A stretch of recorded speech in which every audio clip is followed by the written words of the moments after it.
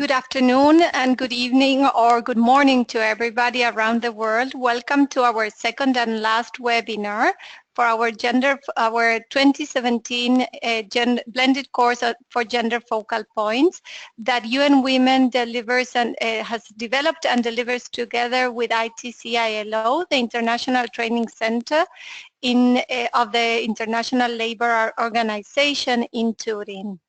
As you know, I'm Alicia Ziffer. I work at the training center. I'm the training program coordinator, and I will be the moderator for today's webinar. As always, let me first introduce a little bit on how the webinars will function. As you know, today we will have a webinar on the UN SWAP and the scorecard, and I will be introducing our panelist very soon. So you all know you have connected through the invitation that we sent, the link that you registered. We are in the GoToWebinar platform, and we have in this platform a question function where you can type your questions to the panelists. We will have first a presentation and then some time for questions and answers. So please feel free to start typing your questions as soon as they come up to you so that we can start consolidating them. You know that this web conference will be recorded and posted in the campus, in the course site afterwards, so that it's available to everybody. Even if you have been able to participate or not, you can check it out later as well. Today, we're very glad and we're very fortunate to have two colleagues from UN Women Coordination Division in New York that work specifically in interagency coordination. Firstly, for the presentation on the UN SWAP, we will have Sara Calegari, who was an interagency coordination specialist, supports the UN system to develop and implement accountability systems for gender equality, and offers technical advice on gender mainstreaming at the global and country level. Prior to this position, Sara worked for UNESCO in the Division of Gender Equality in headquarters and in the Residence Coordinator's Office at Cape Verde, a delivery as one pilot country. Before joining the UN, Sara worked for both non-governmental and governmental organizations in the field of development. Sara holds a master's in gender and development in the Institute of Development Studies in the United Kingdom. Following Sara's presentation, we are very happy to have Michele Ribota, who's our coordination advisor at UN Women. Since 2013, Michele has been working as a coordination advisor in the UN Coordination Division at UN Women headquarters. He supports implementation of UN Women's coordination mandate and system-wide functions, acting as a focal point for UN reform and coherence issues, and coordinating the entity's participation in the UN Development Group. He also supports UN Women's Fields Office in the work with UN country teams. Before joining UN Women, Michele also worked as a coordination advisor in Bulgaria and in Egypt, and as a learning manager in the UN System Staff College. So without further ado, I will give the microphone to Sara so she can start presenting on the UN SWAP. As I said, please feel free to type in your questions as they come up. And thank you, Sara, for joining us today, and Michele as well. Thank you for joining us today. Thank you very much for inviting us and giving us the opportunity to present on the UN SWAP and the scorecard to the focal points. The presentation is divided in two parts. The first, as Alicia mentioned, is going to describe a little bit how the UN SWAP works. The second part focuses on the scorecard, and then we'll try to tie everything together to see a little bit how the two tools can be of service to the work of focal points. So next slide. The UN SWAP, and I've looked at a list of participants, so I assume some of the focal points attending the course are familiar with the UN SWAP. Is the very first unified accountability framework within the UN system that track progress on gender equality and women's empowerment. It establishes a series of performance standards in the forms of 15 indicators that are clustered around 6 areas, and will be looking at the indicators and the areas a little bit more in detail later in the presentation. And is also a system that not only monitors the current performance, but also offer UN entities objective to which they can aspire so that they can ultimately improve their performance and improve gender mainstreaming at the global level. 65 UN entities report annually to the UN SWAP, and this corresponds a little bit to 90% of the UN system. The first cycle of the UN SWAP starting in 2012 will end at the end of this year, 2017, with 2018 being the last year of reporting on the current cycle. The innovation of the UN SWAP is that for the first time it really provides a way for the entire UN system to measure its progress against women's empowerment and gender equality in a unified and coherent manner. So we can see what are the areas of weakness and of strengths of the UN system and act upon those. Next slide. So the system is based on a system of requirements divided in 5 progressive ratings, and this system is similar to the scorecard about which Michele will talk later. So the performance of entities measured against these 5 ratings from missing to exceeding requirements. So it gives at the same time a way for entity to measure what they're doing, but also to look further and set higher targets for their performance. The whole purpose of the UN SWAP is to try to improve performance on gender mainstreaming. So for each rating, entities are required to provide additional information on how they plan to improve their performance. Who's going to be responsible for the leading to that performance, what the timeline they have in mind, and what resources, both human and financial, they plan to invest in order to improve their performance. Next slide. This slide summarizes the framework, and as you see, as I mentioned before, the 15 indicators are clustered around 6 areas: accountability, results-based management, oversight, human and financial resources, capacity, coherence, knowledge, and info management. And those 6 areas capture the work of UN entities and the functions in which gender mainstreaming needs to be acted upon. The next slide. This slide summarizes the 65 entities that reported on the UN SWAP, and I know that many participants are from IOM. IOM is reporting on the UN SWAP since the very beginning, and you see that all the secretariat, or majority of secretariat entity, funds in progress, specialized entities with a technical focus and training and research institutes are annually reporting against the UN SWAP, so that it gives a very complete perception of performance on gender mainstreaming across the UN system. The next slide summarizes or describes the performance of the UN system since the inception of the UN SWAP in 2012. And so you see the different colors indicate the level of compliance with the rating. So the light blue is the exceeding requirements, and the darker blue is the missing requirement, the not applicable. And in order to analyze the progress of performance of the UN system, we look at the light blue and purple bars, and we can see that since when the implementation of the UN SWAP started in 2012, there has been a significant increase. We started around 30%, and now we're more than 60. So that's it's a very positive outcome on one side, but we should also remember that when the CEB endorsed the UN swap in 2012, it also required the UN system to achieve full compliance by the end of the first cycle, which, as I said, is the end of this year. So despite the fact that the UN system made significant progress, we're still far away from full compliance, for 100% compliance. The next slides dive further within in the analysis of indicators.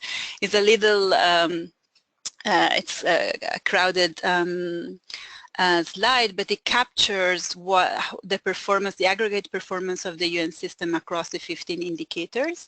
And as you see, some indicators are performing very well. For example, the policy and plan, the level of compliance is about 75%, while other indicators have shown additional difficulties across the system. For example, resource allocation and resource tracking, PI8 and PI9 towards the middle of the slide are severely underperforming in comparison to the rest of the indicators. Another indicator that has shown very limited improvement in performance is the PI10, gender architecture and parity, where only 5% of entities exceed requirements. And the majority of it still approaches, meaning that gender parity within the UN system has not been achieved yet, and progress towards improvement performance is still slow. The next slide, to give you a picture, try to put all this data in perspective and looks forward. So these slides capture the projections for full compliance of the 15 indicators based on current performance. So based on the average increase between 2012 and 2016, we will see if some indicators will be able to achieve full compliance by the deadline or not. And those that will be able to do so are those in green, so gender responsive auditing and knowledge generation and communication, while you see a lot of yellow and also some orange. The orange indicators, evaluation, resource tracking, resource allocation, gender architecture and parity, and capacity assessment are, as I said, underperforming, and they really signals areas in which the UN system has struggled to improve their performance, because there are areas in which gender mainstreaming has historically been not as strong. So those are the areas in which the UN system needs to work further, and also Gender Focal Point will be asked to support the increase in implementation. As I said, and you can move to the next slide. As I said, the UN swap is coming, this current cycle is coming to an end at the end of 2017, with the last reporting being in January, February 2018. But after the completion of this current cycle, there will be another cycle called UN Swap 2.0, which very much builds on the lessons learned of the first UN swap. It strengthens requirements. It puts the bar for compliance a little bit higher, and at the same time look specifically at those areas in which the UN system was not able to fully perform during the first cycle. It was the object of extensive consultation during 2017, and the idea was also to look at the broader development landscape and really very much integrate the results of the SDGs and the 2030 agenda. The next slide describes the new framework. And while there are a lot of similarities, as I said, the UN system is not at full compliance, so the idea was to maintain those indicators in which further improvement was still needed by complementing them with other indicators in which the UN system needs to move forward. So there are 4 new indicators, and if you can click on the animation, you will see the 4 indicators, which are the first 3 related to the gender-related SDG results. So commitment to gender-related results, reporting, and programmatic results. We have a very new indicator on leadership. Leadership was partially already included in the first cycle of the UN SWAP, but feedback from focal points across the UN system told us that leadership is crucial to support gender, the advancement of gender mainstreaming work and gender equality in general. So we the leadership aspects of PI11 organizational culture was taken out from the indicator, and it was given like a specific indicator on this to signal the importance of committed leadership for gender equality. Another difference with the previous cycle is that the equal representation of women is also a separate indicator. This one again was aggregated with gender architecture before. But given the very low progress of the UN system on this specific area, and given the fact that gender parity is like an integral part of gender mainstreaming, it was very important to separate this indicator so that entities could focus their performance specifically on this, given also the international commitment that the UN entities have made. On the results bit, the first cycle of the UN SWAP, when it was approved, focused more on functions and let's say preparing the base for effective performance of UN entities and looking at the different functions that in which gender equality consideration need to be mainstreamed. In the second cycle, we want to look at the results of mainstreaming gender consideration within those functions. That's why we have these 3 new indicators that will really capture the concrete contribution and aggregate contribution of the UN system to the SDGs. This was my last slide. I'll pass it on to Michele.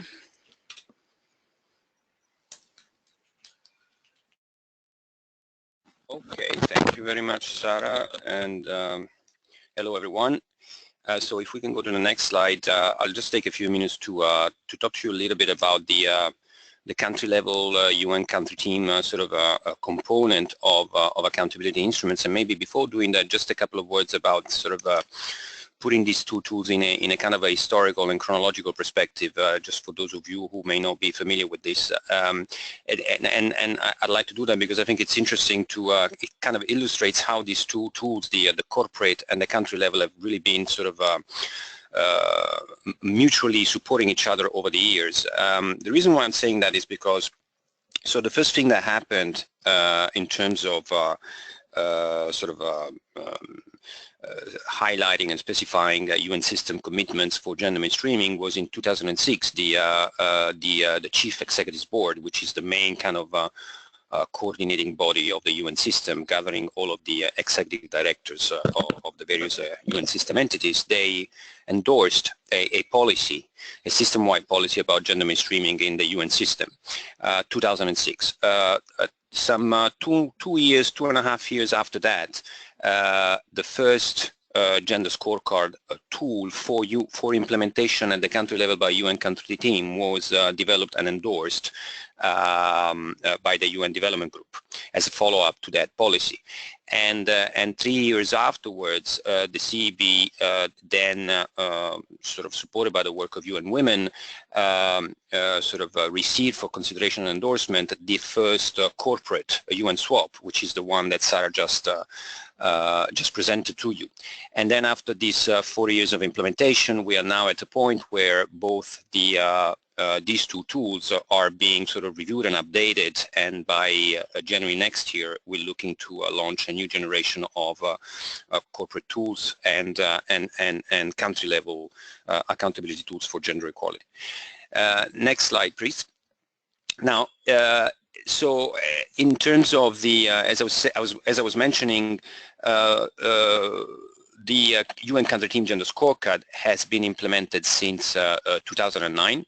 And there have been 2 rounds of global reviews of implementation across country teams, looking at uptake by country teams and looking also at strengths and weaknesses in terms of across the performance areas.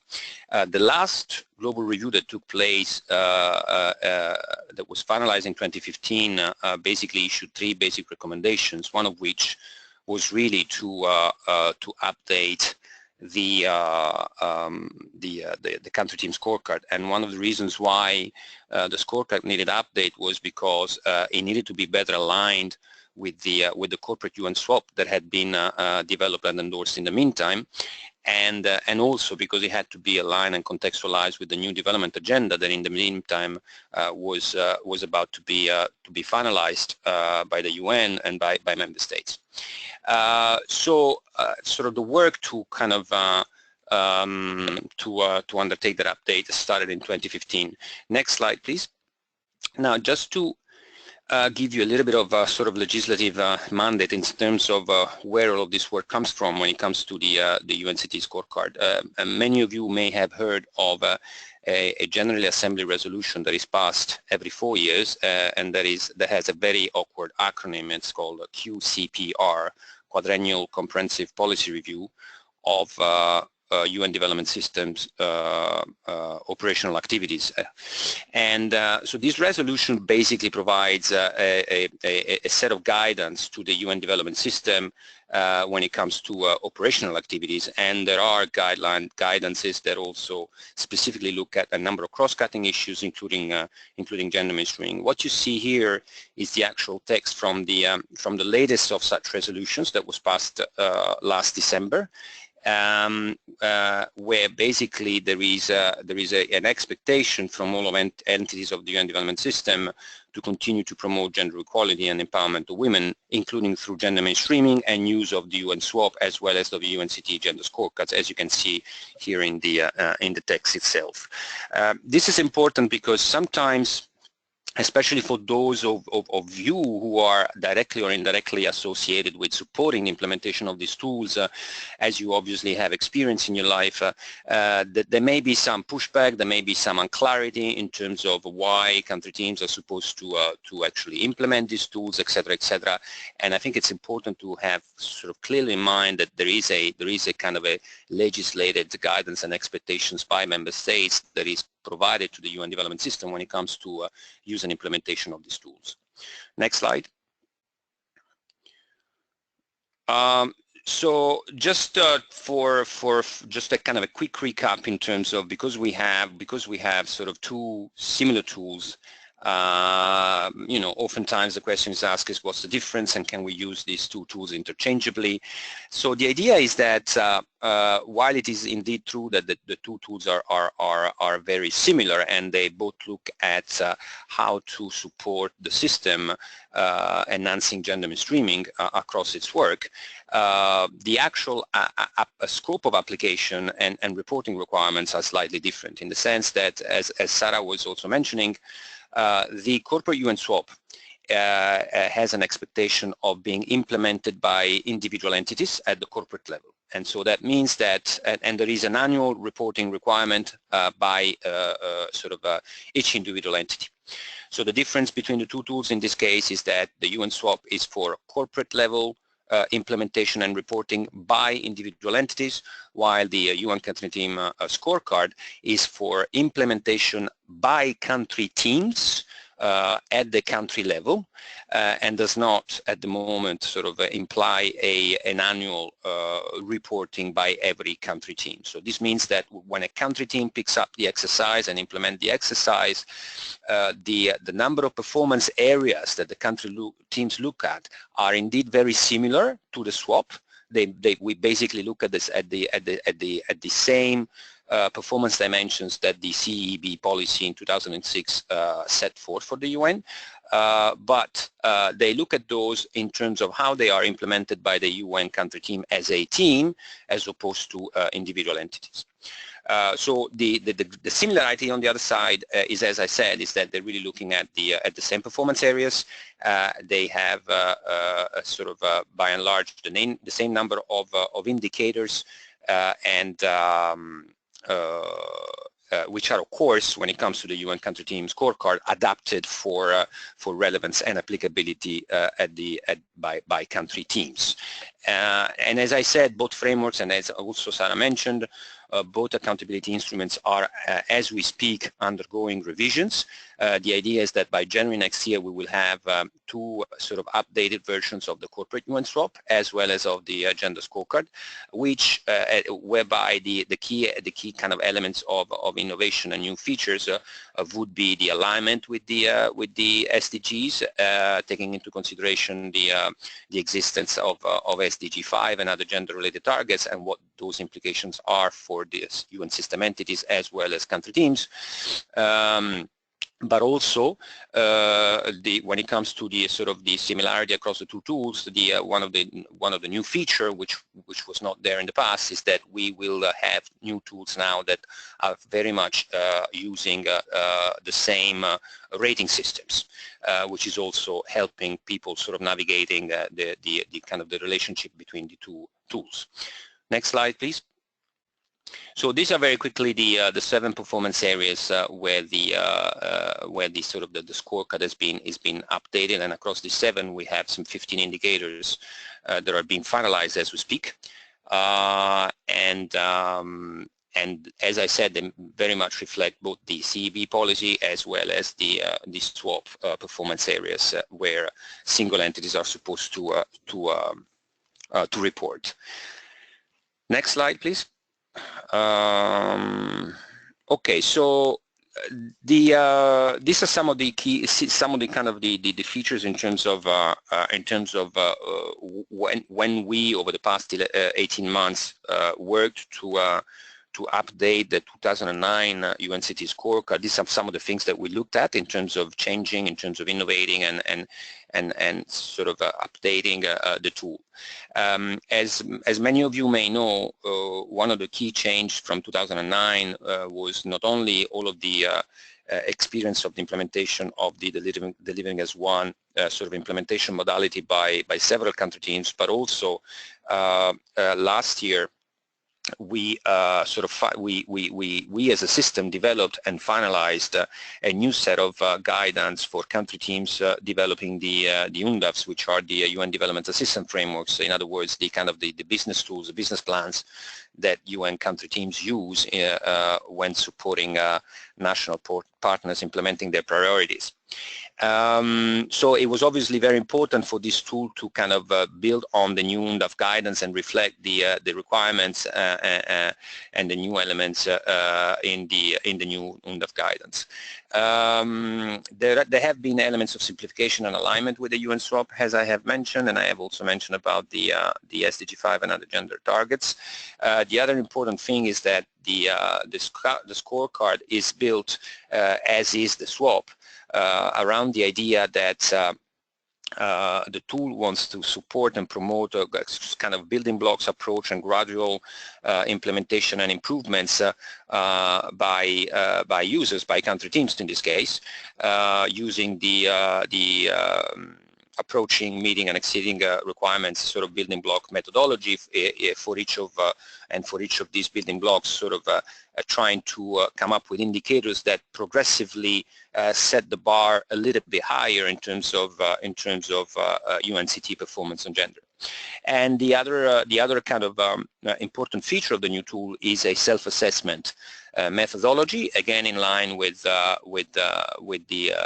UN swap concepts, a self-assessment that is organized, of course, recognizing the specificities of country team context, but that really aims at promoting as much as possible ownership and participation from within country teams. This was one of the key weaknesses that the global reviews found in terms of the implementation of the 2009 tool, and one where we have tried to work hard to come up with a system where really country teams could feel that it was a process that was helping them raise the bar rather than satisfying or exclusively satisfying externally reporting requirements.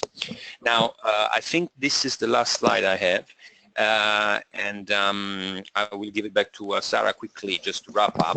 I just wanted to say that as part of this updating process for the university scorecard, we have over the last 6 months implemented 6 pilot exercises in 6 country teams precisely to test the new tool. We've been in across the regions. We've been in Ukraine, in Egypt, in Vietnam, in Uganda, in Iraq, and I'm forgetting one at the moment, but and also the tool has been piloted on a completely self-assessment mode by the country team in India, and so we have then collected all of the feedback of this pilot testing, and as we speak, we're into the really final stages of developing the tool in terms of fine-tuning the indicators across the 7 performance areas, and the next step for us would be to kind of develop a detailed technical guidance that we would be able to provide, make available to country teams in the second part of the year for rollout and implementation January, official rollout and implementation January next year. With that, I'll hand over to Sarah for a wrap up. So we wanted to conclude with a couple of slides, one on general information on the UN swap, and one and then the scorecard, and then one on how the 2 tools can be of use to the work and function of gender focal points across organizations. As we said, and both tools are meant to measure the progress towards gender equality and women's empowerment, either of UN entities or of UN country teams. But you can also use the tools for other purposes, or as really very much to support your daily work as gender focal point. One of the main elements that we noticed through the implementation of the swap, and that's a feedback that we received directly from focal points, is that the swap and the scorecard really help to explain to non-gender experts what gender mainstreaming means in practice, in which functions is possible to do gender mainstreaming, how it should be done. It's really like both the UN swap and now the scorecard are really like guidance tools that explain in detail what gender mainstreaming means in the practical life or an entity or a country team. So it's been very useful for focal points to establish a conversation with their non-gender expert colleagues and work with them in new field, and expanding also the traditional work of focal points beyond those areas in which they're normally seen as relevant or helpful. As a direct consequence of this, what we also see across the UN system is that the structure of the UN swap with the 6 areas and the 15 indicators has really helped to create business owners across organization, meaning that the gender mainstreaming responsibility was for the very first time, let's say, outsourced or given to finance and budget colleagues, or audit colleagues, or communication colleagues. So it's also a way for gender focal points of breaking silos and really like establishing entry point in the work of other colleagues across the organization to make gender mainstreaming relevant across the organization and not only limited to the gender focal points or the gender unit.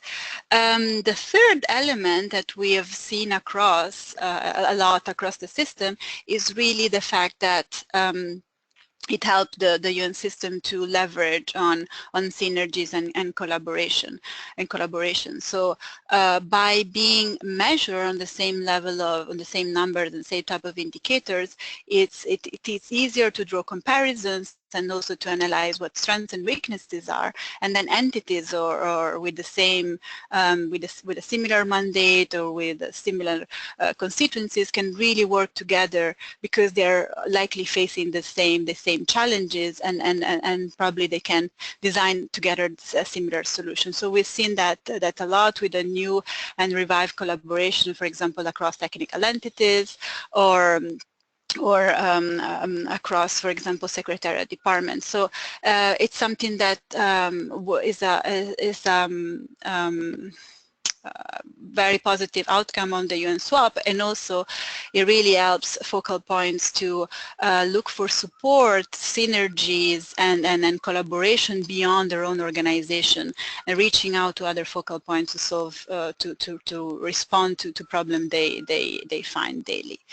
The very last slide is list a little some resources that you can look on. You just need to Google. We have a swap brochure, the UN swap technical notes that explain more in detail what the different indicators. We also publish every year a report by the Secretary General on the results of gender mainstreaming across the UN system that captures the specific performance of the UN swap. And also, I mean, this report is going to be updated. So from next year, we also have some more information on the scorecard. And the scorecard is still being finalized, so we don't have resources to share yet. I mean, there are some available online, some reports of the pilot scorecard countries that you can look at. But once the scorecard documents and technical notes will be ready, they will be published. This was the last slide. Thank you very much for inviting us and listening to us, and we're ready to take questions if you have any. Thank you, Sara. Thank you, Michele, for very clear and interesting presentations that I think relate a lot to what gender focal points have to do and do every day in their work. So I think that they will find a lot of very good inputs and tools for their work. We have two questions from participants. One is from Roger Smuti. He says, if you, Sara, if you could explain a little bit more about the not applicable rating. Under what circumstances, as an example, would any of the indicators could be not applicable, or an example of a UN entity's mandate where some indicators or two would not be applicable? The other, Jennifer is posting not a question, but I think it's rather more a comment, just to note that I'm so pleased to see leadership included into the UN SWAP 2.0. In my short time working on this matter, it seems like an area needing lots of focus for FAO's work. So, Sara, if you could explain a little bit more about this in the about leadership in the UN SWAP, and maybe if we can also link it a bit to the scorecard. We are still receiving questions and comments if you want to include any. Thank you. Yeah. So. So when the UN SWAP was created in 2012, it was, as I said, the very first, I mean, the scorecard was already existed, but it was the very first such a tool in the UN system. So there was a need to ensure that the framework was relevant to the entire UN system. That is why the not applicable category was introduced, because the UN system is extremely diverse. There are entities that are smaller with like a very limited and specific mandate, while the other that are huge with a huge budget and a wider mandate. The underlying idea of the UN SWAP is that gender equality and women's empowerment work is relevant to the entire UN system, but the idea was also to try to accommodate those entities, for example, those with a technical focus. that for which the work on gender mainstreaming and gender equality is not straightforward. So that's why the not applicable category was introduced in 2012. What we have observed along the year is that actually the not applicable category is reducing overall, in particular on some indicators, because entities see that all 15 indicators are more relevant to more entities see that their 15 indicators are relevant to their work. So that is very encouraging, meaning that the 15 indicators are very much on target with what entities are doing. You will see in the slide that I presented that breaks down performance by performance indicators that there are still some entities that rate their performance are not applicable, and those entities are in particular entities, as I said, with a technical focus. For example, on the evaluation performance indicators, many entities don't have an evaluation function because they don't perform it or because they outsource it to a mother entity or something else. So in that case, they are allowed to use the not applicable indicator.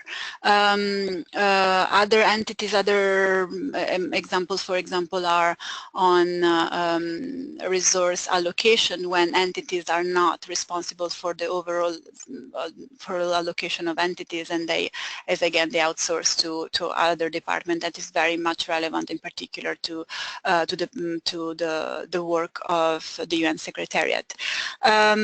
So that is why the non-applicable rating was introduced. We're going to maintain it for the next cycle of the UN SWAP, because the UN SWAP again wants to be a tool that aggregates everyone and really is relevant for everyone. But I think it's encouraging the fact that less and less entities see not applicable rating as something they need to opt for when they submit their UN SWAP reports. And on the leadership, definitely, I mean, and that, as I said, this was very much one of the feedback that we received from focal points themselves, and they were telling us how key is the commitment of senior leaders to work on gender equality, and also the importance that gender focal point have access to senior leaders within their organization to be able to move the gender equality work forward. I don't know if Michele wants to say something on the leadership dimension in the scorecard. Yes. No, the only thing I wanted to add is that this sort of conversation about the leadership element into the new frameworks, which is indeed, by the way, also reflected in the updated scorecard, also comes from an effort that the system is doing at that system-wide level beyond gender, if you like, to really kind of have a kind of a system-wide understanding of leadership requirements within the UN system. And very recently, the Chief Executives Board endorsed a system-wide leadership framework that you may want to make available to participants in this course. And this system-wide leadership framework really kind of describes and kind of highlights what are the what should be the key characteristics of UN leaders, and within those key characteristics there is very much a strong reference to the idea that UN leaders at the end of the day are first and foremost meant to be able to promote to support countries in promoting fundamental rights and freedoms of their citizens, but also have some sort of ability to understand key issues of patterns of inequality that are affecting groups of citizens in every country, have a deep understanding of inequality based on gender, power relations, understanding specific groups that may be facing specific discrimination. So this is a very powerful document that really kind of set the stage in terms of understanding what are the key leadership characteristics and qualities that we expect and require from UN leaders nowadays. Thank you, Sara and Michele.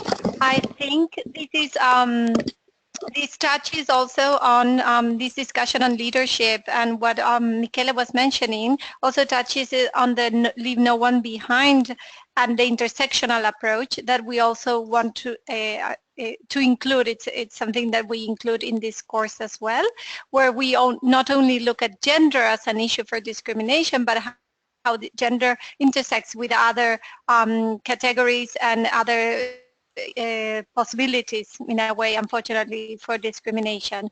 I think we will look and share this the system-wide leadership framework that Michele has mentioned. And to wrap up a little bit more, and I think there are no other questions from the participants, I wanted to ask Sarah if she could maybe touch a little bit more why certain indicators are performing better than others, like what are the resistances or the possibilities to push forward certain topics, and how we can maybe think about certain areas as facilitators and ways to advance and to achieve results, let's say, or an impact, and how while we work on longer term ones, or the other ones that take a little bit more time. And Michele, if you could expand a little bit more about when the scorecard is generally implemented and what is the process to implement it, related also to the UNDAF cycle, and how you're envisioning this with the new scorecard and the new UNDAF guidelines. Okay, so looking at the evolution of the performance of the system during the past 5 years, we see that some, as Alicia said, some indicators like improved significantly, while others are lagging behind, and I think this is due to the fact that we were able to really pick all the low-hanging fruits so far. So there was very significant work, for example, on the development of policies. We moved from a compliance rate of 20% in 2012 to more than 70% in 2016, with like an increase of 50 percentage points. Compliance. So this is like a huge achievement, because there was like an intentional and systematic work, so also supported by UN Women to work on policies, essentially because policies are a precondition for performance across the rest of the indicators. So that it's a major improvement. Other low-hanging fruits were, for example, the audit indicators, which it seemed very difficult when we started in 2012, but essentially the problem was there was never a dialogue open between gender focal points or gender expert and audit people. And once that dialogue was established, it was relatively easy to improve the performance of the UN system. So in some cases it was really, and through the UN SWAP, in some cases it was really about established channels of dialogue, and as I said before, breaking the silos in which sometimes gender focal points are, and putting them in collaboration and connection with other parts of the function of their organization. The most challenging indicators are still those related to, as I said, gender parity. Gender parity is a more structural problem within the UN system. Progress has been there, but extremely slow, and with the moments of stagnation, and that really is related to also the organizational culture of the UN as an organization. So the fact that it is perceived in some parts of the House is very much perceived as non-supportive to female employees or work-life balance. Another issues in which we have struggled is resource allocation and resource tracking, and that is again because of this lack of channel of communication. So there was we often talk about, when we talk about gender work, the fact that we need to put the money where the mouth is. Right? You cannot be effective in supporting gender equality if there are no resources, financial and human, to do what we're supposed to do. but that this is a relatively new area of work, and we haven't been able to break the barrier between gender focal points and the budget officers. We have worked through the FBN, the Finance and Budget Network of the United Nations, to try to break and bring gender focal points and budget people together. We're going to have very soon a workshop with budget officer of the UN Economic Commission, focusing specifically on this, because we need to help focal points to reach out to their colleague and simplify the message in a way that the resource allocation and resource tracking is seen as feasible and possible, relevant, and also beneficial to the work of budget people. And I'm not sure if my mic is on. Can you hear me? No. Can you unmute Michele? Okay. So with regards to Alicia's questions about the scorecard and how this is implemented, also with respect to the UNDAF cycle. So what happens is that a couple of things. First of all, the previous scorecard was not mandatory.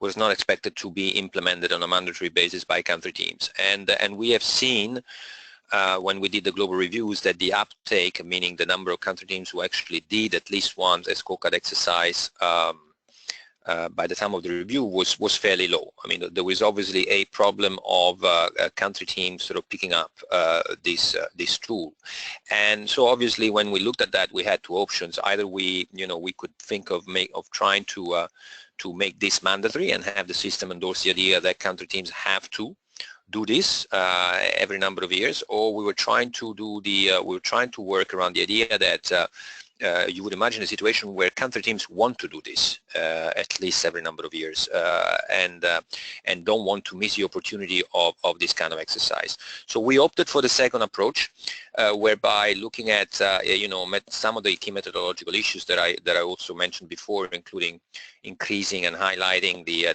kind of the learning, the institutional learning opportunities for the country team, as well as the ownership and the participation. We hope that we will be able to increase significantly the uptake by country teams and almost make it the de facto mandatory, if I can use this expression. In any case, the requirement, of course, would be that there would be a strong recommendation to implement the scorecard exercise possibly twice in the UNDAF cycle. First time towards the beginning of the sort of the implementation of the new when the new UNDAF is being implemented, what we call kind of the roadmap phase, because that is the time where country team has an opportunity to really assess the extent to which the sort of UNCT has been mainstreaming gender through the implementation of the previous UNDAF. And that could also be used to basically help, especially when it comes to the programming related results and programming related performance areas. It could be used as an opportunity to have discussions and reflections about what can be done better by country teams through the various parts of the UNDAF, the common country analysis, as well as the actual UNDAF results themselves. And then the idea is to actually have the country team take stock at some point, at midpoint into the implementation of the UNDAF of so basically following 2.5-3 years from the previous exercise, take stock of progress made. One of the key idea also of the exercise is that based on the findings of the scorecard itself, the tool provides an opportunity to country teams to come up with key follow-up measures with a kind of a management response or follow-up action plan to the findings. And so this, having an exercise after 2 to 3 years is also an opportunity to see the extent to which those follow-up measures have been implemented, what is still pending, what are still the issues at stake, and see where to go from there. Over. Thank you very much. Thank you, Michele and Sara, for these further explanations. I wanted to point out, we're going to wrap up now, but before we do, I wanted to pick up on some elements from the presentation that have to do with both good practices, recommendations, and what gender mainstreaming proposes as a strategy to achieve gender equality. We have the elements of accountability, we have the elements of including leadership and having the political will to implement, and also a combination of both mandatory and non-mandatory frameworks so that we can build on, so that the processes can be implemented in the best possible way. Just to close and as a reflection, I don't know, Sara or Michele, if you want to add anything also, please please tell me. I wanted to leave a question for the gender focal points and our participants in the course. Sara was mentioning the low-hanging fruits. So we know it's very difficult. I mean, there are a lot of challenges for the gender focal points. So what are your low-hanging fruits? What are the easy things that we can start doing and implementing, and so that we can achieve some kind of change, and we can show results, and this is also a motivating factor, and we can have champions, and we can have support and build support and coalitions from other colleagues and other people who are maybe not gender focal points, but would also support the processes. This is something like for reflecting, we can discuss more in the forum, and we will certainly touch on this in the face-to-face session. Sara, Michele, if you want to say something before closing? I mean, from my, thank you, Alicia, for that. From my end, really just to kind of reinforce what you just said, I think it's, I think especially for those colleagues who are, I'm looking specifically now at those colleagues who are based in the field, and I think they asking themselves the question of, you know, especially if they are involved in any sort of interagency coordination mechanisms at the country level that supports the work of country teams, I think it is very pertinent to ask themselves the question of, okay, what can I do? How can I use the learning that I've gone through this course to help the you know, the coordination group that I am a member of, you know, have discussions and ask questions that maybe he has not had in the past or until now, and how I can, you know, promote a conversation that also looks at issues of gender-based inequalities from the perspective of the thematic focus that, you know, whatever the working group they are participating in. I think it's it would be a very kind of an immediate, tangible, and very practical and useful way of kind of trying to use the various learning that they've gone through. Over.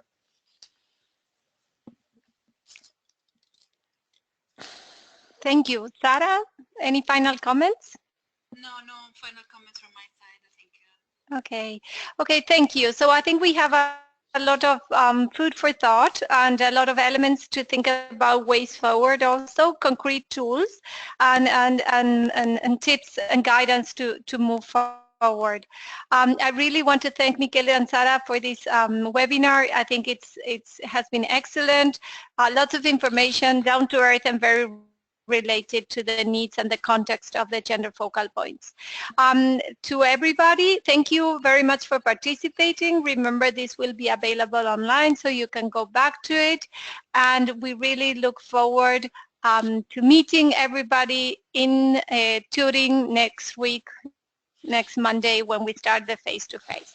Thank you very much, and we'll stay in touch. Thank you. Bye. Thank you. Bye. Have a nice day, afternoon. You too. Bye-bye.